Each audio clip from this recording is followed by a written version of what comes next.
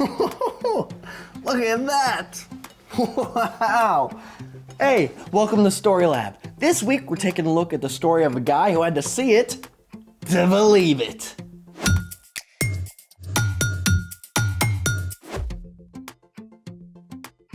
Hey, I'm Carter. And I'm Zeke. This month, we're talking about why the story of Jesus is good news. And all the ways that it can give us hope. All right, well, it is game night, and my boy came to play. Indeed I did. All right, let's see what we got here. Wait, sugar-free Candyland? A much healthier option. Connect 2? Goes way faster than Connect 4. Sorry, not sorry. What? The kids love it. You know, speaking of hope, I hope you have some other game options than these. Anyone up for the game of life insurance? I know what game we'll play. We'll play one round of... Get the picture! You ready? Let's play it!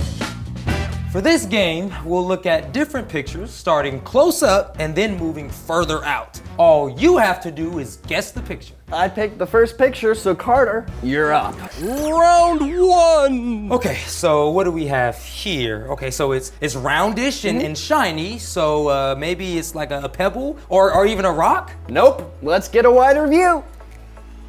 Oh, it's an eye. Okay, so I see a bulgy eye, so Yep. ooh, it could be an alligator. Maybe. Or a snake. Well, what do you think?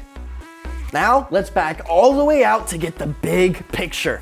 Ah, it's a frog. Well, technically, it's a North American green frog, aka Lithobates clemitans. It's native to the wetlands. Oh, okay. Hey, partner. Right. Let's move on. Round 2! Okay, so I see a red circle surrounded by green with kind of like a skewer. It's an olive. That is a good guess, but no. Let's zoom out a little bit. Okay, now I see different colors, black, white, surrounding the green and red. So maybe it's a circus tent? Like the part of the top? Is it though? Let's get the big picture. Oh, it's a dartboard. Oh, I used to love darts. But my mom always made me use the magnetic ones. Hey, let's do another. Round 3! Oh, what do we have here? Okay, so it's big and orange, and I see like little tiny bubbles inside of it. So, hey, I'll say like a glass of orange juice. Let's zoom out a little more. Oh, okay, so maybe the big orange thing is like the sun, and I see an outer white part, so maybe the white part is like a bright summer sky. Am I right? Well, is he right? Let's get the big picture. An egg! Oh, it's so obvious now. Well, you mentioned orange juice, and that does go with fried eggs. And I did say sun, and that egg is sunny side up. Partial credit given. Okay, one more? One more, let's do it. I think you'll like this next one. Round 4! All right, so I see a lot of black and like a streak of white, and it's kind of round, so maybe the eye of some animal. It could be. Let's zoom out a little bit. Hey, wait a minute. All right. Let's get to the big picture. Somebody got into the photos from the Story Lab Christmas party. I mean, your guess was right. It is an animal. A party animal. Well played. But don't doubt that I will be personally deleting this. Oh, I don't. But speaking of someone with big doubts, it's time for The story before the story.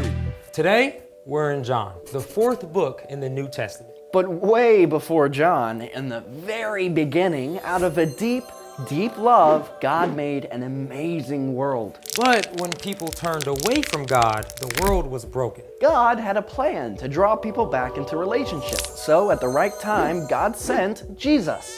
When Jesus grew up, he began traveling from town to town, teaching and healing. People were ready to make him king. But when Jesus came to Jerusalem for the Passover festival, the religious leaders made plans to get rid of him. And just a few days later, Jesus was sentenced to die on a cross. Now, you would think this would be the end of the story, but guess what? This is where our story starts. Take it away. Hey everybody, I'm Brian, And our story today begins in a very dark place, during the 3 days Jesus was in the tomb. But before we find out what happens next, we've got to back up a little bit to talk about one of Jesus' followers, a man named Thomas. Thomas was one of the 12 disciples, and just like Jesus' other close friends, he was probably feeling a lot of emotions after Jesus died on the cross. What do you think Thomas felt?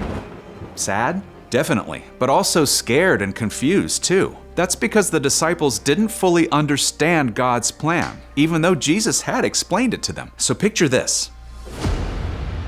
Jesus died on the cross on a Friday and then was placed in a tomb. And everybody's thinking, that's it, right? The whole story is over. But on Sunday morning, Mary discovered that the tomb was empty. Jesus is alive. Mary even spoke with him. Then she rushed back and shared the good news with the other disciples. Later that same day, 2 of Jesus' followers were traveling to a village called Emmaus, about 7 miles from Jerusalem. They were talking with each other about everything that had happened. Then, all of a sudden, Jesus himself showed up, walking along with them. And as if that wasn't enough, later that night, Jesus suddenly appeared to the disciples inside a locked room. But here's the thing. Thomas was not with them at the time, and when his friends later told Thomas what had happened, he didn't believe them. First, I must see the nail marks in his hands. I must put my finger where the nails were. I must put my hand into his side. Only then will I believe. Now you can imagine that was a rough time for Thomas. All his friends were filled with joy that Jesus was alive, but Thomas just couldn't join in. Until 1 week later, the same thing happened again. The disciples were in that same locked room when Jesus suddenly appeared among them. And this time, Thomas was there. May peace be with you. Jesus turned to Thomas. Put your fingers here. See my hands? Reach out your hand and put it into my side. Stop doubting and believe. And finally, Thomas did believe. My Lord and my God. Because you have seen me, you have believed. Blessed are those who have not seen me, but still have believed.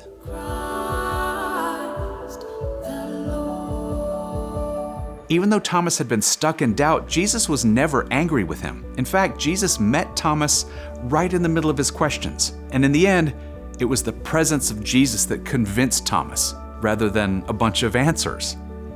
The end.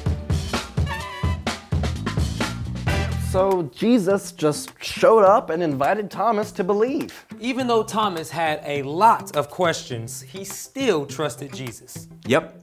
And the same thing can be true for us today. So, what's our part in the story? Well, no matter what's going on in our lives, God has called us to live with hope. And hope is believing that something good can come out of something bad. Exactly.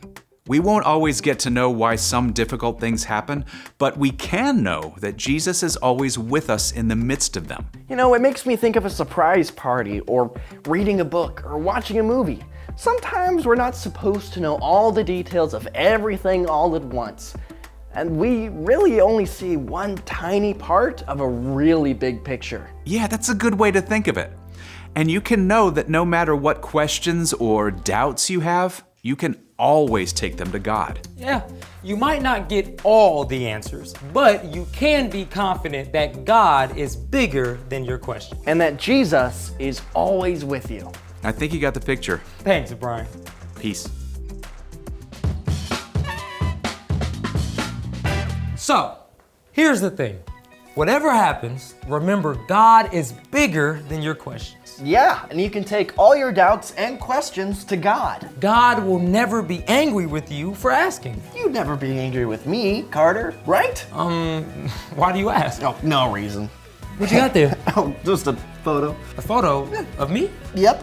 Oh, are we playing another round of Get the Picture? Not exactly. Wait, that's not me at the Cinco de Mayo party. See? Dancing? You know it. Okay, listen, man. I only dance bad, so I don't make you guys feel jealous. Oh, sure. I've never heard that before. Thanks for joining us in the story, lad. See you next time. You want to see? Yeah, go for it. Can I get some music? All right, let's see it. Okay. All right. No, come down. Ugh. Well, you're right about one thing. I feel a lot better. Baila que baila la luna, baila que baila mi amor.